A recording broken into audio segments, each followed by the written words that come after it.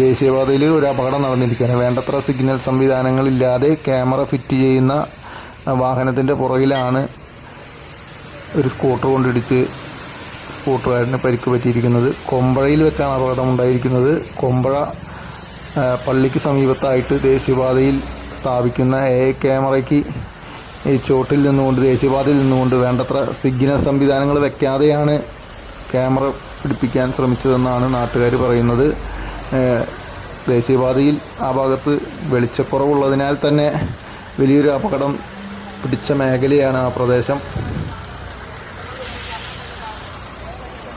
അപകടം പറ്റിയ സ്കൂട്ടർ യാത്രക്കാരനെ 108 ആംബുലൻസിൽ തൃശ്ശൂരിലുള്ള ആശുപത്രിയിലേക്ക് കൊണ്ടുപോയി.